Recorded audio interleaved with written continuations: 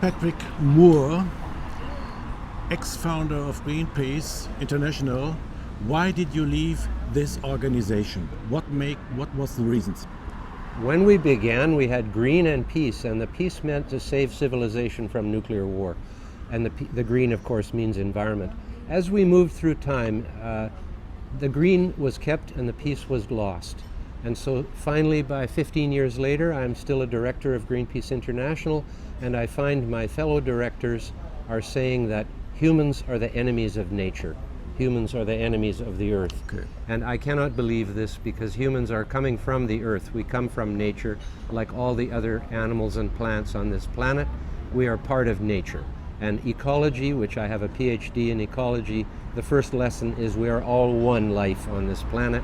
And this thing of saying humans are the only bad species, like some kind of original sin, some kind of negative religion, I just can't buy. So Yeah. I had to leave. You had to leave. But you also say that Greenpeace is on a very bad direction. I mean, they are scaring people. They don't talk the truth. They only want to have members or paying contributors. Yes, first I'd say that Greenpeace was eventually sort of hijacked by the political left. When the left sees power, they try to take it, and they took Greenpeace. Then they use sensation, misinformation, and fear to get money from people. It turned into just a fundraising organization. And they say about some kinds of organizations, they begin with very good intentions to save the planet or save the people, and then they become a business, because now you have a payroll and you have to make money, and then maybe sometimes you just become a racket. You turn into like a mafia. And this is what's happened with Greenpeace today. So what you say is Greenpeace is a kind of mafia? Yeah, organized to take money from people's wallets. A mafia organized to take... Yeah, it's a metaphor, of course. They're not Italian, for one thing. But they do behave somewhat like a mafia, yes. To take like the a money gang. out, They're like a gang, yes. an ecologic gang. Exactly. And do they have still ecology in their mind, or is this only something that they present to the people in order to get the money? I believe ecology is only a word to them. They use it all the time, of course, but I don't think they understand it very well. I found myself, this was many years ago now, more than 30, when I had to leave, after being there in the top for 15 years as a scientist. When I left, I was the only director with science education.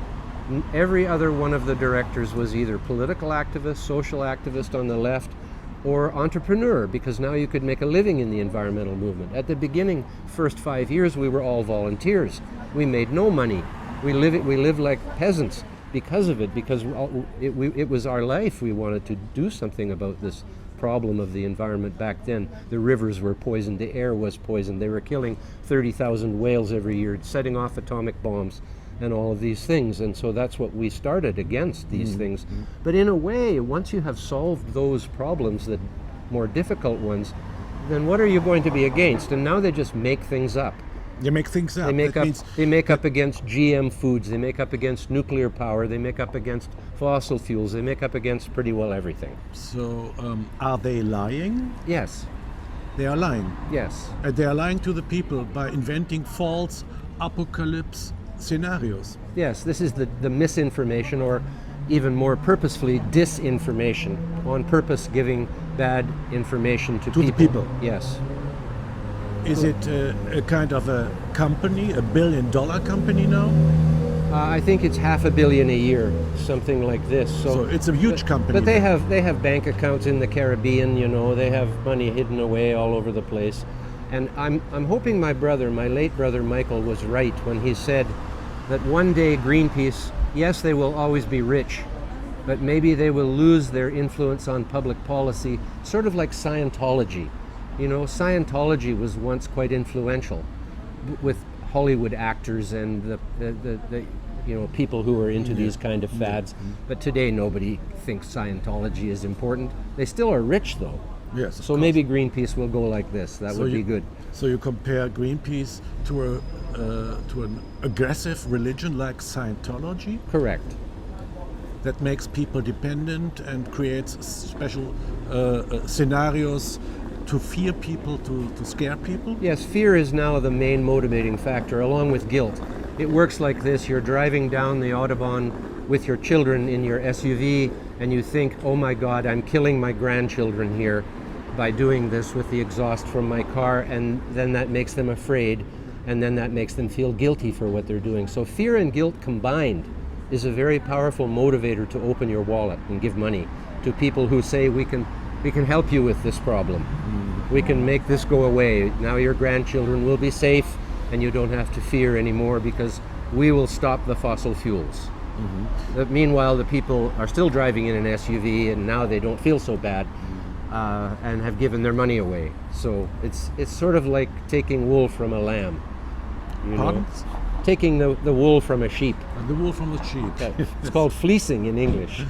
Okay, but they are constantly inventing, obviously, new stories. What I read, I think 1 year ago, was that the polar bears were in danger, and they have very dramatic photos, images of dying polar bears. But the truth is, for example, the Norwegian Polar Bear Organization says they haven't been in a better state than now. I mean, this is also something that they work with to make people fear, make people scared. Yes, and no one can go up in the Arctic and count the polar bears by themselves, you know. So every year this group of people who call themselves polar bear scientists, who are getting big government grants in the US especially, they go up to the Arctic and they look around and I don't know what they study. They come back, they say, oh my goodness, it's even worse this year than last. We need more money to go again next year. We must go back. But as a matter of fact, also in Canada, what I read is that the polar bears are enjoying a very good life, even better than before. Of course they are. All around the Arctic, there are maybe 5 times as many polar bears today than there were in 1970. The main reason for this is that in 1973, a treaty was signed with all the Arctic countries, Russia, Norway, Canada, etc. They all signed a treaty to stop unrestricted hunting of polar bears. Before then, there was no control on hunting polar bears, so they had been reduced to a smaller number, 6,000 they said.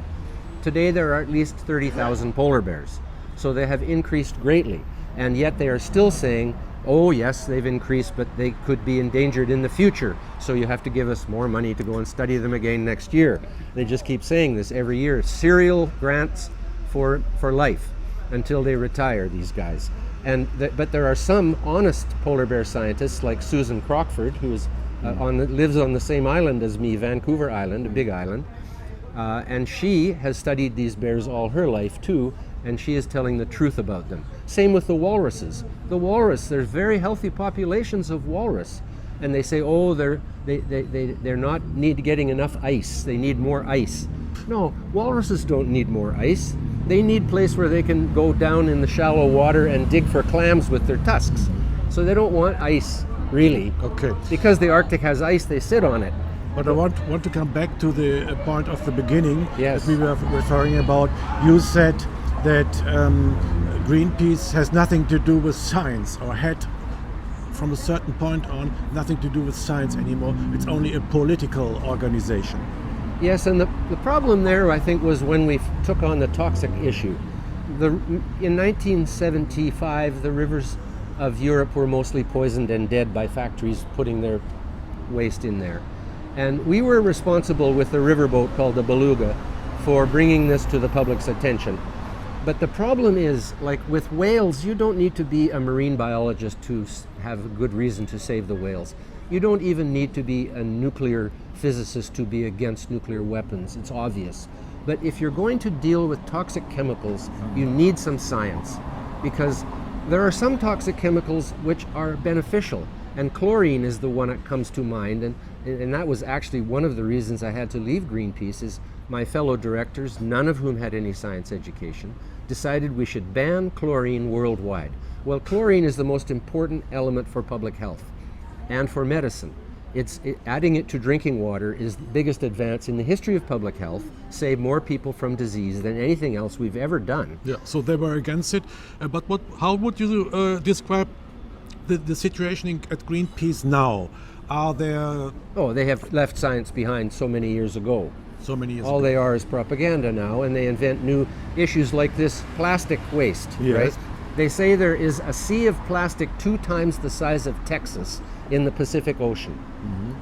And then they draw a picture on the internet with Photoshop to show these big patches of plastic. It's not real. They're doing it, photoshopping it.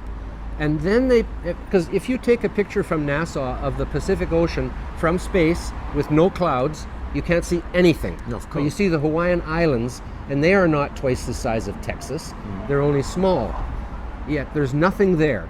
And then if you bust them on it, if you say, come on, you guys are lying. I've looked, there's no plastic garbage twice the size of Texas out there. They say, well, actually, it's mostly clear plastic. It's not the colored plastic, it's the clear plastic. Okay, so we cannot see it. And it's just below the surface. And so, It's just below the surface, so you can't see it. Well, but they can draw a picture of it. yes, but things in the ocean either float or they sink. Yeah. They don't go 5 inches down below the surface and stay there. A submarine can do that because they control their buoyancy. But a piece of plastic is either light enough to float or too heavy to float. And so they totally lie when you catch them on this. And then they say, well, actually, it's only microplastic. Now the sea of plastic is made of plastic so small you can't see it because it's microplastic. That's how they work. Yeah.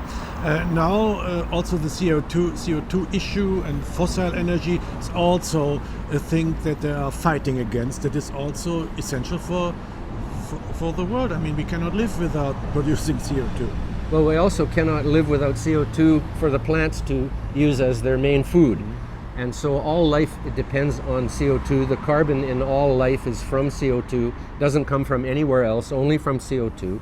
And CO2 has actually been declining very much over the last 150 million years because life has been sucking it up and putting it on the bottom of the ocean in the form of calcium carbonate. The shells of corals and sea creatures are sinking to the bottom, taking carbon with them.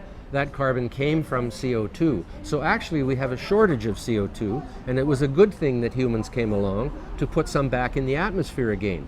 Because all the CO2 we are emitting into the atmosphere from fossil fuels came from the atmosphere in the first place, because all the fossil fuels are made with photosynthesis.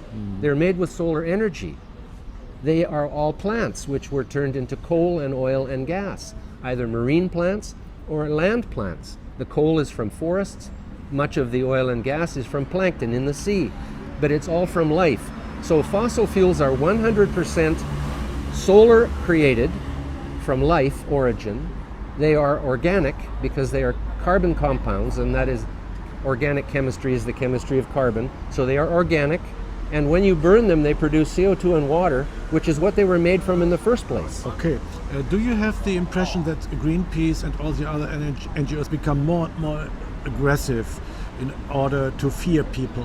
I would say more hysterical now Hysterical. because I think they are losing. I think they are losing the minds of intelligent people. You sure? I hope so, because they should be, because they're lying, and it's basically a big hoax that our fossil fuels are going to end the world. Our fossil fuels are making the earth greener all around the globe. And NASA supports this. The scientists in Australia and China support this. China and India are actually causing more greening by planting new trees than anywhere else in the world. And this is contributing to taking some of the CO2 out of the atmosphere and turning it into life. And then we can use the wood from those trees, which grow all across the planet, in order to build our tables and houses, and big apartments even can be made of wood now. They've learned how to do this. But the Greens, they don't even recognize that wood is the most important renewable resource in the world, both for building and for energy. Because still 2 billion people use wood as their main source of heat for cooking and heating their homes in parts of the world. And of course, wood is used for construction. Of course. What else is, what other building material is renewable besides wood? Okay. Really none. Last sentence. What would you describe Greenpeace now? How would you describe this organization? A parasite on the society. That's how I describe them, a parasite on our society. Patrick Moore, thank you very much for your statements. Thank you, Michael.